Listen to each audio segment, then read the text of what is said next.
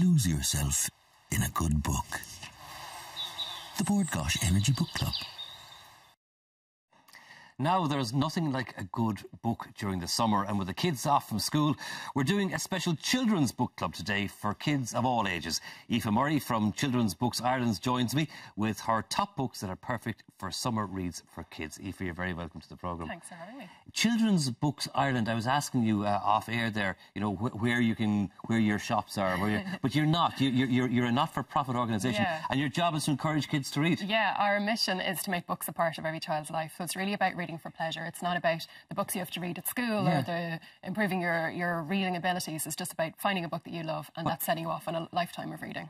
What a great job, huh? Yeah, it's not too bad. I like it. So let's start off with picture books. And the first one is a book called Nothing, which is an unusual title in itself for a book, by Yasmin Ismail. Yes, what's this about? Yasmin Ismail. So this is about she's a little bear, not a little girl, called Lila, who's on a trip with her mum to visit her granddad.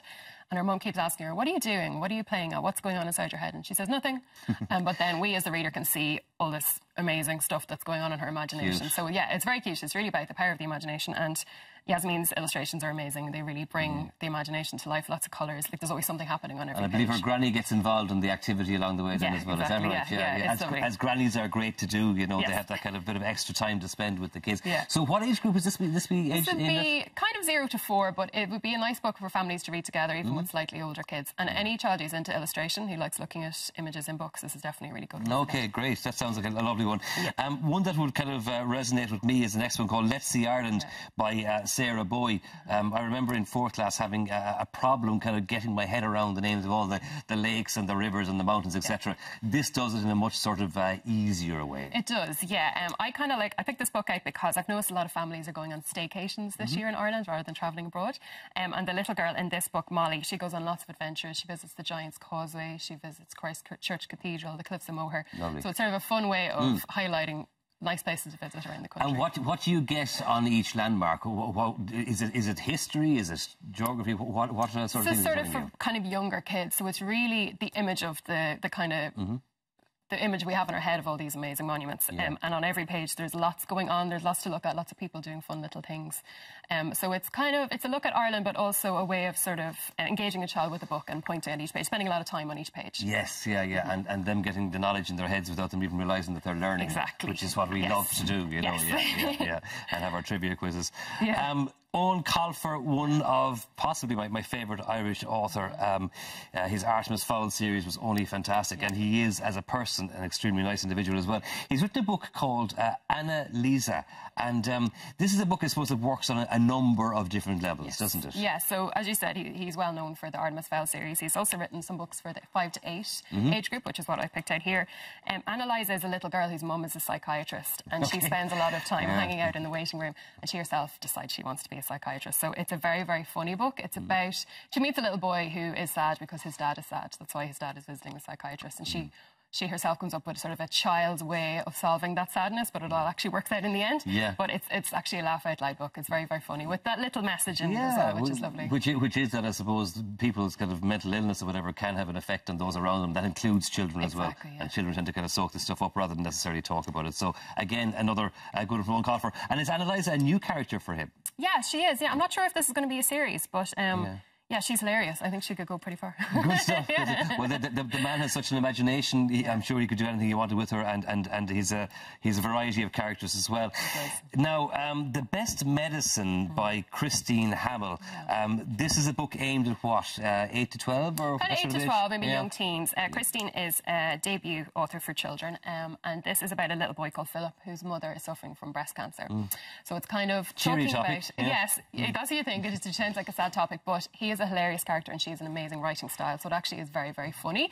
So I suppose what she's saying with the book is that lots of families have illness, lots of families know people who are suffering from cancer, but life sort of goes on in the meantime. Like Philip still has to go to school, deal with the bully, has unrequited love for a girl in his class, so it's a really nice one. It's a very, very funny book, And Harry Hill makes an appearance. He's endorsed the book, hasn't he? I suppose the glasses on the front would be kind of a nod to him as well. Yeah, the little boy Philip, he writes letters to Harry Hill as a way of sort of expressing what he's going going through. So yeah, the publishers gave the book to Harry Hill, and apparently he really enjoyed it. So it's brilliant. good. And this isn't this woman's first book either, is it? She has had another big hit on the subject of breast cancer as well. Yes, yeah, writing for adults, writing about the sort of, again, that's sort of trying to apply humour to a really difficult situation. A beginner's guide to breast cancer. Exactly, yeah. And this is, I suppose, almost like a fictional sort of an approach to that for children. Lovely, lovely. Yeah. And the final book we're going to mention today is one called Caramel Hearts, which is a lovely sound to it anyway, by E.R. Murray. Tell us a bit about what this is about. This is a book for teenagers, young adults. E.R. Murray, her name is Elizabeth Rosemary, and she's writing about a young girl who is going through a difficult situation. Her dad isn't on the scene and her mum is an alcoholic. She's undergoing treatment for that. So she feels kind of alone. Her sister's struggling to look after the family. She only has one really close friend. And one day she finds a book of recipes that her mum has written. And when she goes through them, she learns something more about her mother. It's sort of a completely different image of the mother she had in her head. So it's sort of a coming-of-age story, and the recipes in are real recipes. So I don't know if I'd recommend for the recipes to be followed along at home, but, you know, you could do that if you wanted. The amazing thing about these books is these authors give children the credit with being able to tackle and understand and absorb these topics and not be afraid of them. Unlike, I suppose, perhaps the Enid Blyton books of years ago. These are a bit more meaty. Yeah, I think so. They're all definitely based in the real world. And yeah, as we say, children pick up these things. Like, they pick up a mood. They're watching stuff on the news. They know what's happening in the world. And yeah, these books don't patronise. Now, finally, before we wrap up, Children's Books Ireland, you have a series of events coming up around the country. How can we find out more about those? Probably what the thing people would be most interested in is our book clinics. We have a children's book expert who wears a white coat, sits down with a child for 10 minutes and writes them a prescription for a book they might like to read. How nice is that? Yes. And it's always free of charge. So those are coming up all over the country over the next little while. There's dates added all the time. So www.childrensbooksireland.ie is the best place to find it. And we're on Facebook and Twitter as well. Wonderful. Aoife, thank you so much for that. Thank you. Now, would you like to be in with a chance of winning a book club goodie bag and a Versus tablet? Of course you would. All you have to do is work out what famous author we're describing. Today's clue is this author was born in Cardiff in 1916 to, and here's the big hint, to Norwegian parents.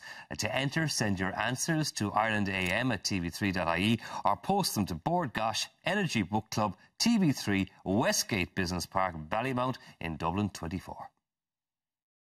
Lose yourself in a good book. The Board Gosh Energy Book Club.